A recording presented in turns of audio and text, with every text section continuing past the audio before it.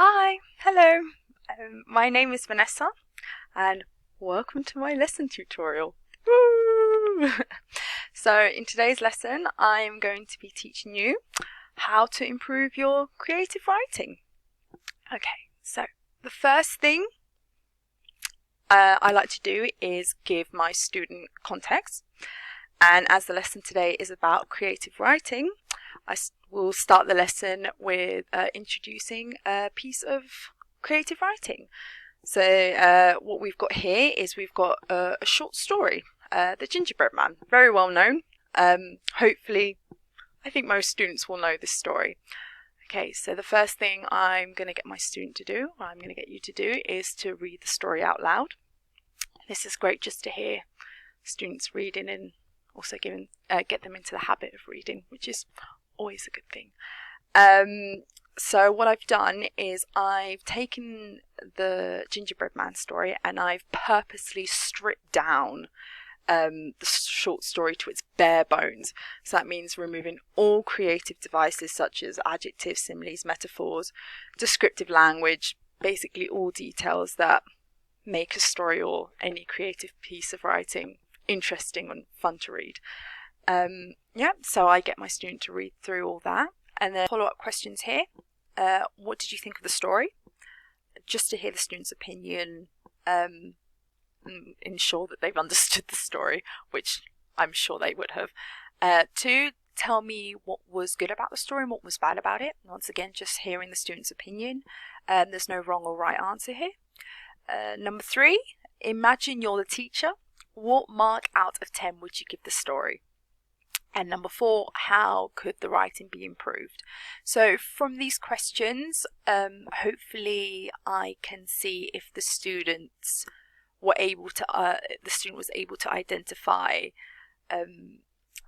that the story wasn't very detailed and very basic and slightly boring, not very interesting to read, and that the story as a whole definitely can be improved.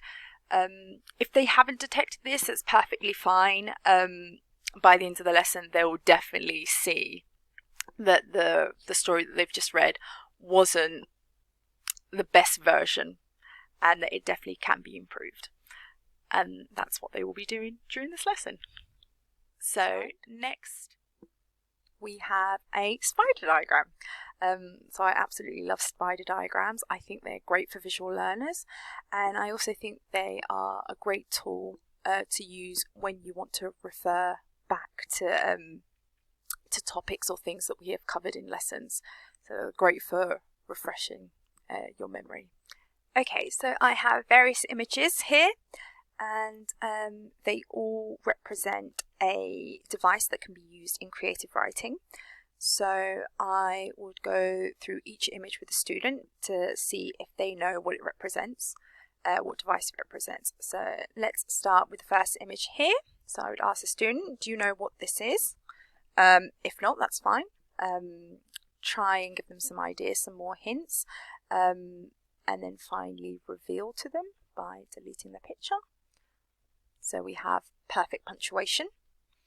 And next one we have is this image, which is plan, which is always very important when you start writing, any writing that is. Always have to plan, know what you are writing about. Then we have 2 adults here, a man and a woman, and 2 children, a boy and a girl. And this is representation of cool characters. Always good to have some good cool characters in your stories or in your writing. Then we have amazing adjectives, wow words. Let me just move that here. Wow words, for example, synonyms. With synonyms, I'll see if the student knows what a synonym is and if they could possibly give me an example. If they can't, I would give them an example.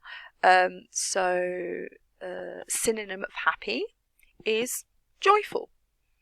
So then I would ask the student, okay, if I give you the word sad, can you give me the synonym of sad? And then we would write here. So synonym of sad could be unhappy.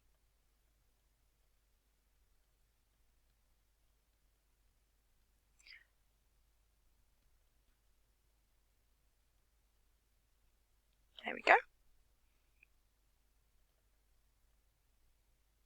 Alright, moving on to the next picture of a boy doing so singing, stroking a cat, looking at a ladybird, eating some ice cream, smelling a flower, and listening. So hopefully the student can identify that these all represent different senses. And that in turn is descriptive language. So the best way to use descriptive language is by thinking of the senses. So what do you see, what do you smell, what can you hear, and so on. Next one, we have a picture of a bee, and it says busy as a bee. Which is an example of similes and metaphors, which is also very important to include in your creative writing. Now we have a little detective, a girl detective, and she is details. Very important to have lots of details in your creative writing to make it interesting. And now we have Story Mountain. I'll make that larger so it's easier to see. Ooh. So Story Mountain, we have the opening, the build-up, the dilemma, the resolution, and the ending. And this is a representation of clear structure, which is also very important for your piece of writing, your creative writing, which obviously ties in with the planning. Okay, so now that we've revealed all the devices and we've gone through all of them, I will let the student know that in this lesson we will be focusing on amazing adjectives and wow words, more specifically synonyms. Oh, that's a bad circle. We'll only be focusing on these two as there are way too many devices to cover in one lesson, too much for the student to take in, so only these two for today. So I will have a synonym activity and an adjective activity, but before that I need to ensure that the student knows the definition of a synonym. What is a synonym? So this is a visual aid for them, a bit of help. So we have various words here and their synonyms, and see if the student can give me the definition of what a synonym is. So from this we can say that a synonym is a word with the same or similar meanings. And then we've also got an image here of synonym buns, which is always makes me chuckle. Synonym and synonym. Okay, moving on. Now that we know the exact definition of synonym, we can move on to the activity, which is a word search. So see if you can find synonyms for the words in the word search. There are 5 synonyms for each word. So this activity is meant to be a fun activity.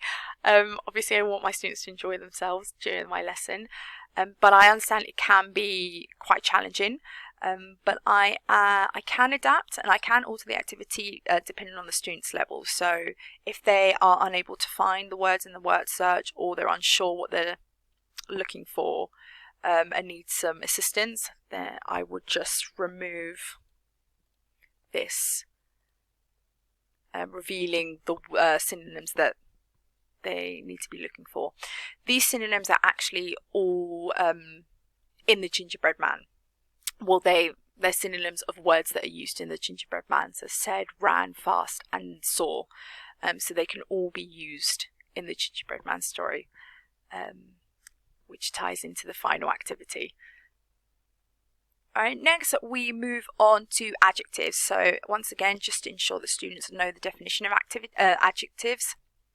So looking at these 2 images of different adjectives, see if the student can give me the definition. And once they have given me their definition, I will reveal adjectives describe nouns or pronouns. We have an adjective here and a noun here. Your one stylish noun. Okay, so once I'm confident that the student knows what an adjective is, we move on to the adjective activity. So you have 3 minutes, 1 minute per picture, to think of as many adjectives as possible to describe the 3 pictures below. So we have the Gruffalo, a fruit cake, fruit pizza, and a beach. So depending on how confident the student is or whether they'd like a challenge, I will suggest if they would like to make it competition. So while they're thinking of their adjectives, I would do the same thing. And then after the time has the time limit, we would compare our adjectives to see who has the most or who has the best adjectives. Make it a bit more fun and more interesting for them. Once that's done, we can final activity. So the final activity is to improve the gingerbread man story we read earlier by adding adjectives and synonyms. So I would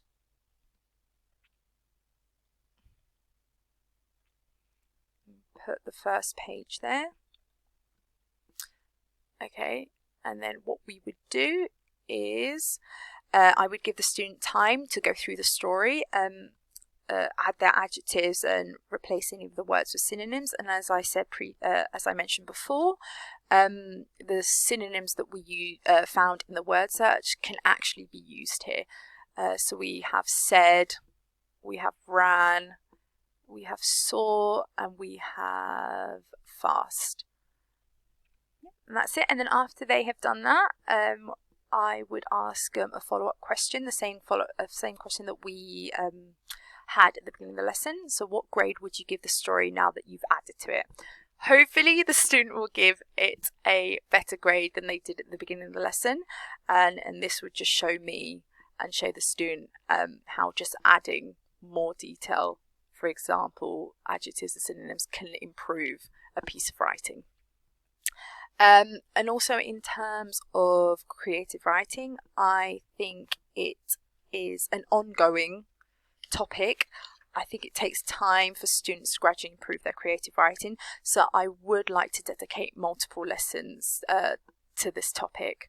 And what I would do is each lesson I would focus on a different device. So in this lesson we focused on adjectives and synonyms, where in the next lesson we would look at similes and metaphors, and the following lesson we look at the structure, so on and so forth. And at the end of each lesson I would get the student to use the devices that we learned in the lesson and incorporate them into the Gingerbread Man short story. So we would always use the Gingerbread Man story, and hopefully by the end of the series of lessons they will have a new improved Gingerbread Man story, just to show them how adding small little details or adding these devices can really improve a piece of writing overall. Yep. And then we have homework. So with homework, matter of factly, I just would like the student to keep practicing their writing. The best way to improve your creative writing is just to get into the routine of writing. So I have these 3 images here. The student can choose one and use that image as sort of inspiration for a story. And they don't necessarily have to use these images. They could, if they have any ideas of their own, they can definitely write whatever they'd like. And with that, I would get the student to maybe write a paragraph a week, and just add to that each week until they finally have completed a full story, and that we can go over. And if they have any questions or if they need any assistance, of course I'm here to support them. Yeah, and that's it. And that is my creative writing lesson tutorial. I hope you enjoyed it, and maybe see you soon. Thank you very much. Bye.